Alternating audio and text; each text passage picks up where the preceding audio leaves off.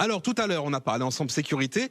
Maintenant, j'aimerais que l'on parle ensemble du sujet qui a été complètement oublié dans cette campagne. Et pourtant, qui est une réalité pour des millions d'Israéliens. Et tout citoyen qui vit ici se rend compte qu'il est difficile, et bien tout simplement, de joindre les deux bouts. Le niveau de prix en Israël reste parmi les plus élevés de l'OCDE. Les écarts de salaire entre les plus riches et les plus pauvres est également très élevé. Une grande partie de la population vit sous le seuil de pauvreté. Quant au fonctionnement de l'éducation et de la santé, il y a aussi beaucoup de choses à dire et j'aimerais vous entendre maintenant là-dessus, sur ces points-là. Et on va consacrer, ça n'a pas été fait pour cette campagne, alors on va consacrer ce soir une partie du débat à cette question. Daniel Ben-Simon, je vais commencer avec votre programme parce que il a mis véritablement ces questions-là au cœur du débat. Un programme qui propose notamment un salaire minimum à 40 shekels de l'heure, une retraite minimum à 6 000 shekels, une TVA nulle pour 100 produits de base, j'aimerais bien savoir lesquels. Avec un programme comme ça, vous devrez avoir le plein de voix, non? Exactement, mais ça marche pas. Israël est un pays très riche, mais avec beaucoup d'Israéliens au-dessous du seuil de pauvreté. C'est une honte pour ce pays qui est un des pays les plus riches du monde, des plus forts militairement. Il faudrait trouver une réponse à ce nouveau Israël qui a beaucoup de pauvres. Et je veux retourner aux années, en ce qui concerne le social, des années 60-70, où c'était le pays le plus égalitaire, le plus égal au monde. C'est quelque chose de connu. En 1970, Israël était numéro 1 mondial en l'égalité entre citoyens. Et aujourd'hui, c'est le pays le plus sans égalité. Et là, il faut donner un peu plus. Ça veut dire qu'Israël doit être aussi productif, aussi fort, aussi riche, mais plus solidaire avec ceux qui n'ont pas réussi, avec ceux qui n'ont pas, avec les faibles, avec les vieux, avec les malades. Et j'ai l'impression qu'on tourne la passe sur ces gens-là. Et c'est ça la force d'Israël. C'est donner un sentiment que chacun, quoi qu'il arrive, quoi qu'il soit, l'État doit être là. Il faut que l'État ne parte pas en vacances, ne sorte pas de ce système et donner une réponse à ceux qui ne peuvent pas dans un pays, dans une vie qui est tellement différente des années 60-70, mais il faut donner une réponse sociale et un optimisme et, encore un mot, un espoir à ceux qui ne peuvent pas faire la course pour arriver à être... il faut l'espoir, mais il faut aussi une réalité de propositions et de possibilités de les appliquer. Et le Parti travailliste a donné des réponses, c'est-à-dire qu'il a préparé des programmes sur comment résoudre le problème des pauvres, 7 milliards de shekels, mais malheureusement, chaque fois, il y a un problème militaire. C'est pour ça, je vous dis à la base, et ça, c'est pas un secret militaire, M. Benayoun, à la base de tous les plans de paix, c'est un besoin social. Besoin social. Je répète, à la base du plan de paix de Rabin, de Sharon, de tous, c'est d'investir, de donner plus d'argent aux besoins et de la religion, et des pauvres, et des gens qui ne peuvent pas. Et c'est ça la base de tout. Tous les plans de paix étaient basés sur ça. Meir Benayoun, le social, c'est pas votre priorité à vous? C'est une priorité évidemment, mais je voulais juste faire une remarque à Daniel Ben-Simon. Après chaque signature de plan de paix, les écarts sociaux se sont élargis en Israël. La solidarité entre les Israéliens s'est étiolée. Elle s'est érodée. Il faut faire la guerre. Après 95, bien sûr. Est-ce qu'on peut reparler du social? Alors on va reparler du social, excusez-moi. Ce serait un miracle social. Moi je suis messianique ici, alors je vais prendre le rôle. J'adore ce rôle, je vous dis franchement, je crois au Messie. Alors, je crois que le sionisme est un mouvement messianique. Et je vais vous parler de messianisme maintenant. Tu ne prendras pas d'intérêt. Tu ne profiteras pas de ton frère. Ton frère vivra avec toi. Ce sont des principes fondamentaux qui ont fait survivre le peuple juif dans des conditions absolument cruelles et terribles pendant la longue diaspora. Bon, mais là en 2019... Surtout pendant la Shoah, on l'a vu. Pardon, c'est hors sujet. Oui, pendant la Shoah, on l'a vu. Oui, il y a eu de la solidarité entre les Juifs dans la Shoah. C'est pas du tout le sujet. Extraordinaire. Pardon, on va pas du tout parler de ça, c'est pas le sujet. Je suis désolé. Concrètement, encourager la famille, encourager la natalité, lutte contre l'avortement, créer à la liseraie des villes des quartiers entiers dont le gouvernement libérerait les terres systématiquement afin que le coût des appartements et de logements soit prix coûtant pour les Olim Hadashim de France, pour les jeunes couples, dans toutes les grandes villes d'Israël. Libérer les terrains en Judée-Samarie. La Judée-Samarie, c'est ce qui est à proximité aujourd'hui des villes du centre du pays, là où se trouvent la plupart des emplois. Il faut construire là-bas massivement. Donc un appel à la construction massive. Du côté d'Avigdor Lieberman, Olivier Rafovitch, pour le social. D'abord au niveau du social, il y a des problèmes très graves. Effectivement, Israël est un grand pays, une grande puissance, même si M. Lashkar pense que nous ne sommes pas une grande puissance, nous sommes une très grande puissance. Mais quelque part, on oublie un peu les Israéliens durant ces 10 ans de grand développement. Les gens âgés, les handicapés. Au niveau du social, nous avons une politique qui est d'abord et avant tout de doubler l'allocation vieillesse et l'allocation pour handicapés et la faire passer de 2100 shekels à près de 4000 shekels. Actuellement, elle est de 2100 shekels. Je vois, si vous me permettez, vous donner une information que j'ai là. Rapidement, s'il vous plaît. Très rapidement, pardon. Par rapport à des partis qui parlent de social. J'aime bien que la caméra regarde. J'ai toujours peur quand on ouvre des feuilles comme ça parce qu'on voit un roman dessus. N'ayez pas peur. Surtout n'ayez pas peur. Dites-moi 2 chiffres qu'il y a sur votre feuille. Voilà, en 2017, la Knesset était devant une proposition de loi pour augmenter l'allocation vieillesse et la rendre égale au salaire minimum en Israël. Lieberman a voté pour. On votait contre tous les membres du Likoud, également Mme Shaked et M. Bennett en 2017. Ce que je veux dire par là, c'est que malgré oui, c'est vrai. Je parlais du Likoud. Attendez, malgré. Attendez. Pas à l'époque. Oui, mais en tout cas, attendez, c'est-moi finir. Shaked et Bennett existaient à l'époque. Aujourd'hui, si vous voulez, il y a une volonté de parler. Donc vous dites que le social, c'est vous, c'est pas eux. Vous m'arrêtez là ? Non, je m'arrête là. Non, mais il faut passer par un petit peu. Très bien, Olivier Popovic. J'aimerais bien qu'on entende. J'aimerais bien réagir, justement. Yom Tov Kalfon et Benjamin Lashkar, surtout, juste après. Voilà, donc parler de social, je répète, je ne connais pas une seule loi sociale ou une seule réforme sociale que M. Lieberman ou Israël Betteno a fait passer dans ce pays ces 20 dernières années. Non, c'est pas passé, justement. Elle est passée. Ah non, donc c'est pas passé. Par contre, je connais ce qu'ont fait les personnes de mon parti lorsqu'ils étaient aux affaires. M. Bennett était ministre de l'Éducation. Attendez. M. Bennett était ministre de l'Éducation. Non, mes chefs de parti ne font pas. Olivier Rafovitch, laissez parler les autres, s'il vous plaît. Ça implique également les gens âgés qui font leur alia et qui aujourd'hui ont 2100 shekels par mois, moins de 400 € par mois. Alors, quand on parle maintenant de vouloir aider l'alia, ça me fait quand même assez rire, M. Kalfon. Assez rire. Vous ne devrez pas aller sur le sujet de l'alia lorsqu'on vient de votre parti qui maltraite les francophones depuis de nombreuses années. Mais qui maltraite surtout les gens qui mentent. Attendez, on reparle du social. Yom Tov Kalfon. Du social, il faut parler des choses qui ont été faites dans le social. Et moi, je suis très fier des bilans des ministres que je représente. Bennett, au ministère de l'Éducation, a fait la révolution des 5 unités de mathématiques dans les villes de périphérie. Il s'est rendu compte qu'à Kiryat Malachi, dans le sud du pays, à Tibériade, à Shlomi, 0 lycéens faisait un bac de qualité, un bac d'excellence avec 5 unités de mathématiques. Il a fait une réforme et aujourd'hui, dans ces villes-là de périphérie, ce sont les jeunes qui obtiennent d'excellents bacs, qui après rentrent à l'université, obtiennent des bons diplômes, deviennent des ingénieurs et profitent de la croissance israélienne. Ça, c'est du social. Donner l'égalité à chacun, l'égalité des chances à l'éducation, une éducation de qualité. L'égalité des chances et permettre aussi aux orthodoxes d'étudier le calcul. Aux milliards de shekels qu'on va verser en assistanat aux choses de ce genre. C'est en aidant les gens à se lever. On leur donne pas un poisson pour manger un jour, on leur donne une canne à pêche. Alors, c'est du christianisme, c'est pas du judaïsme, ça. Ça, c'est notre vision. Vision du social. J'aimerais entendre, vous avez dit un mot. J'aimerais continuer. Finissez, mais après je vais enchaîner parce que vous avez dit un mot important, vous avez dit le mot assistana. Oui. Je pense que ça, on peut beaucoup plus le dire pour la société française, mais pas forcément pour la société israélienne. Attention à quel assistana. Dans le programme de notre parti, nous disons qu'il faut aider les gens à intégrer le monde du travail, aider les gens à réussir, donner à tout le monde ses chances, car comme l'a dit Bennett il y a quelques jours, les orthodoxes également auront le droit d'étudier pour rentrer dans le monde du travail. À Savion n'a pas reçu un cerveau moins compétent que son frère.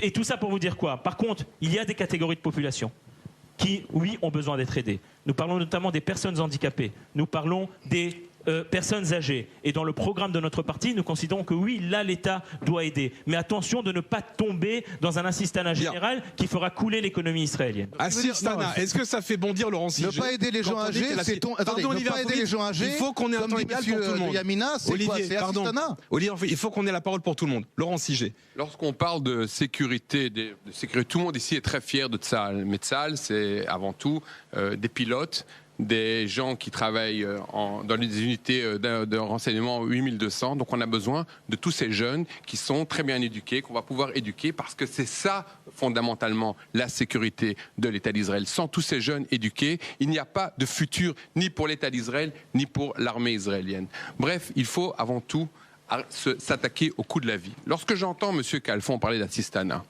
c'est quand même extraordinaire d'un parti qui qui donne des subventions et des subsides dans toute la Cisjordanie pour construire des logements extrêmement bon marché. C'est le langage des ennemis, Cisjordanie. Bon, calmez-vous. Je réfute votre langage. Très bien. Judith Samari ou Cisjordanie, chacun cochera son choix. Vous êtes en train de Palestine aussi, Israël, c'est la Palestine. Non. Vous n'avez pas honte d'employer ce langage? Chacun choisit son mot. C'est le mot de Laurent Siget. Le coût de la vie. Lorsqu'en 2007, nous étions à 20% de moins du coût de la vie que la moyenne des pays développés. De 2007 à 2019, sous votre gouvernement, sous vos gouvernements, mais c'est tout à fait vrai, je l'ai vérifié.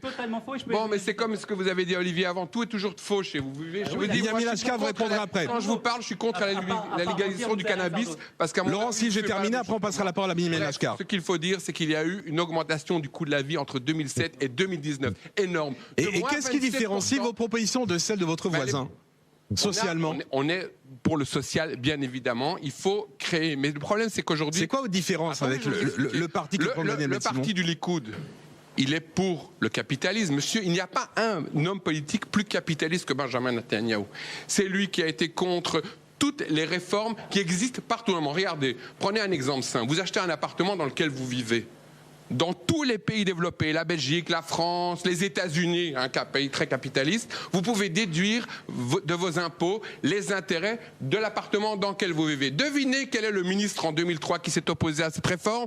Monsieur Netanyahou. Mais par contre, ils sont très socialistes dans ce gouvernement, pour les colonies de peuplement et pour les ultra-orthodoxes. Là, il n'y a jamais de problème. Et ne commencez pas, vous. Ah, je commence. J'ai pas fini. J'ai pas fini. Vous n'allez pas insulter.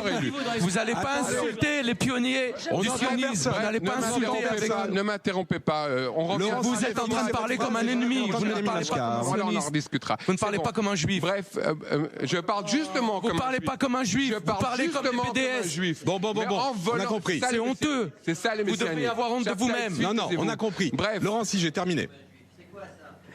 Ça veut dire quelque chose. Pardon. On parle en juif. On parle en juif. Une colonie, c'est pas une colonie. On n'est pas en colonie en Israël. On est chez nous en Israël. On n'est pas en une colonie à Madagascar ou en Algérie. Attends. Meir Ben Ayoun.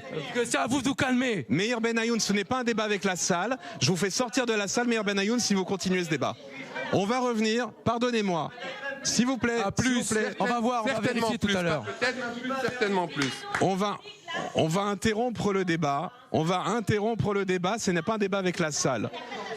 J'aimerais bien que l'on entende Laurent Siget. Bon, bref, Laurent. ce qu'il faut faire, ce sont des réformes afin que les jeunes générations. Il y a 2-3 jours, je me lève parce que j'en peux plus là, je peux plus être assis. Il y a 2-3 jours, ils ont publié une étude sur la fuite des cerveaux. La fuite des cerveaux qui vont dans les pays les plus développés. Les gens qui partent aux États-Unis, qui partent au Canada. Et ce sont les couches les plus intelligentes. Il faut dire la vérité aux gens. Il faut regarder les gens en face et leur dire la vérité. Il y a 1 million d'Israéliens qui tiennent ce pays économiquement et militairement. Si ce million part parce qu'il est dégoûté de la façon dont il est traité, parce qu'il ne peut plus acheter au supermarché, parce que lorsqu'il parle sur Facebook et sur YouTube ou sur Messenger à des amis vous avez un temps de parole suffisant, Laurent Siget. Laurent Siget, vous avez un temps de parole suffisant. J'aimerais que l'on entende maintenant la voix de Benyamin Lachka, parce que c'est vrai, et au-delà de ce que dit Laurent Siget, on a l'impression aujourd'hui que les inégalités sont énormes et qu'on est arrivé à un libéralisme aujourd'hui à outrance en Israël. J'aimerais bien qu'on soit arrivé à un libéralisme en outrance en Israël. Malheureusement, le problème d'Israël est exactement l'inverse. C'est qu'on a des restes de socialisme qui paralysent l'économie de ce pays. La situation pour laquelle les prix sont plus élevés en Israël, c'est justement parce que le pays n'est pas assez libéral et que les marchés ne sont pas ouverts. Il y a la production agricole, par exemple, est contrôlée par des soviets. Ce sont des soviets de production qui contrôlent. Ça s'appelle les Moatzot Hatzayot. Et on ne peut pas produire ce qu'on a envie. Mais vous aviez 10 ans de pouvoir pour changer. Merci. Oui, c'est ça, c'est des discours fascistes. Ça, c'est les discours fascistes des années 30, bravo la gauche. Vous n'avez pas de micro, Laurent Siget, vous entendez pas. C'est vous qui avez donné le gaz à Monsieur Tchouva et on n'envoie pas un franc pour les couches défavorisées. Vous savez ce que Laurent Siget, vous avez un temps de parole. Non, parce que Monsieur Siget dit n'importe quoi. Tout ce que dit Monsieur Siget est faux, c'est absolument impressionnant. Je veux dire, il faut avoir des capacités de mensonge à ce point. Honnêtement, je suis très impressionné. Je tire mon chapeau parce que pour raconter à ce point n'importe quoi, il faut être un professionnel. Maintenant, soyons clairs. Vous avez dit à juste Je vous titre que le interrogeais Parti sur le travailliste est libéralisme. au bord de l'extinction malgré leurs propositions. Et ben, c'est une très bonne nouvelle. Ça prouve que le populisme et la démagogie et le fait de distribuer l'argent des autres, ça ne marche pas. Les Israéliens ne sont pas bêtes. Quand on dit on va augmenter le salaire, le minimum vieillesse au niveau du salaire minimum, ça coûte des dizaines de milliards. Alors on le fait pas. Avec quel pas. Avec quel argent? Avec quel argent? Avec quel argent? Oui, vous allez me dire 50 milliards. Vous allez me dire. Je vous le dis, comment vous trouvez 50 milliards? avec l'argent qui va. Oui, avec les pauvres Haredim qui coûtent 1 milliard par an. On ne vous entend plus. Monsieur On ne vous Lachkar, entend plus. Vous venez de poser la question qui vaut $1 million. Avec quel argent on change? Dites-moi, vous trouvez 50 milliards parce que c'est ce que coûte votre proposition. Vous posez la Mais question. c'est vous qui avez pris M. Carlon dans votre parti. C'est vous qui avez pris M. Vous posez la question, je vais vous répondre. Qui nous avez mis dans la merde. Tout le monde parle en même temps, on ne vous plus. Je demande à Binyamin Lachkar de conclure. Non, Olivier, pardon. Binyamin Lachkar, concluez. Et je réponds. Et il répondra après s'il a envie. Quel argent? 50 milliards après, bravo, honnêtement. Binyamin Lachkar. C'est le plus grand économiste du monde. Une autre raison, par Non, mais à vous entendre, tous vos ennemis politiques ont tort, vous avez raison pas du uniquement. tout. Mais bon, ils Et disent n'importe pourtant, quoi, la les prix. situation sociale israélienne est telle qu'il y a un grand mécontentement aujourd'hui. D'abord, c'est faux.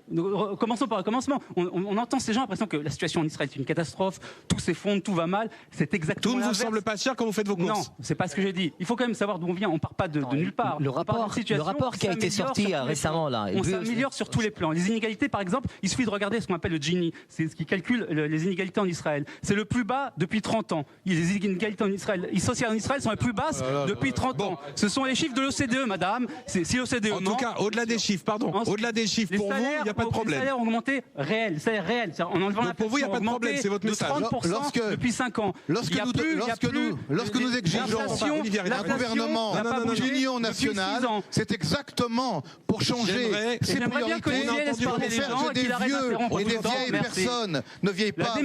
La démagogie de Lieberman, la démagogie de la gauche, s'il vous plaît. ne convainc pas. Le vendredi avant Shabbat, des centaines d'Israéliens viennent chercher les tomates et les pommes de terre tombées par terre pour aller manger à Shabbat. Olivier Rafovitch, c'est moi qui mène ce débat. Quand je vous donne la parole, vous la prenez s'il vous plaît. On n'entend personne et à l'antenne, ça va être, comme on dit en hébreu, un balagan. Et là, c'est moi qui dis le mot hébreu. J'aimerais qu'on entende Amir Badran, parce que vous représentez aussi une cause sociale. Alors finissez un mot, Binyamin.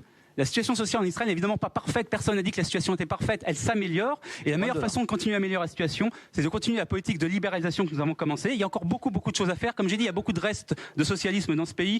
On ne peut pas importer comme on a envie. Les marchés sont fermés. On est en train de les ouvrir. La régulation a été baissée de 25% ces dernières années. Il y a encore beaucoup de travail et on est dans la bonne direction. Mais ce que propose la gauche, c'est l'inverse exact. Ce que propose Amir Peretz, les pauvres mourir de faim. c'est de faire de Venezuela en Israël. Mourir de faim en Israël. C'est ça Israël. Amir Badran, s'il vous plaît. Écoutez, on est en train d'entendre de tout et de rien du tout parmi les différents représentants. Et je suis désolé là-dessus. Je veux dire, quand on parle de données, alors données à part et propagande à part, et je vais vous donner encore une donnée. Et vous allez être toutes peut-être choqués par cette donnée, mais vous la connaissez. Je veux dire, le parlementaire Dov Hanin, de la liste que vous connaissez tous, de la liste commune dont moi je fais partie, a été choisi le parlementaire numéro 1 parmi les 120 parlementaires qui forment la Knesset, c'est-à-dire toutes listes réunies. Donc quand on parle de lois et de parlementaires qui travaillent au jour, au quotidien, au social, c'est le parlementaire de la liste commune, que vous dites la liste commune arabe. Moi j'ai tout à fait dit que la liste est une liste arabe et juif. Ah, ça vous gêne? Ça vous gêne qu'il n'est pas arabe? Ah bon, d'accord. Qu'est-ce que vous voulez dire, Amir Roland, ça c'était la dernière campagne d'Israël Béthénou, le racisme contre les Arabes. Faut se remettre à jour. Données à part et propagande à part. Quand on parle, messieurs, dames, Olivier, monsieur Olivier, monsieur Olivier. C'était la campagne, les campagnes précédentes de Lieberman avant qu'il passe à gauche. Ça vous gêne, vous n'aimez pas. Ne faites pas un débat dans le débat. Ça vous gêne, vous n'aimez pas entendre les vraies données. Vous voulez pas les entendre, les voir en face de vous. Ça vous arrange de parler de propagande et non pas de données. C'est pas moi qui l'ai choisi le Premier ministre, le premier Premier ministre, à toute liste compris. Alors, quand on parle de social, on parle de la liste commune. Maintenant, je vais vous dire, les bilans et les rapports qui ont été faits récemment, et il y en a un qui a été sorti il n'y a pas une semaine, moins d'une semaine. Il est en train de parler justement de ce que Benjamin vient de nous donner comme données au départ de cette question, c'est-à-dire que les écarts ne cessent de s'agrandir dans cette société, la pauvreté ne cesse pas de s'accroître, le seuil... Ah bon, c'est faux, tout est faux. Bon, écoutez, quand vous voulez dire faux des données, au moins soyez honnête. Soyez honnête de dire qu'il y a des bilans et des rapports qui sont comme ça.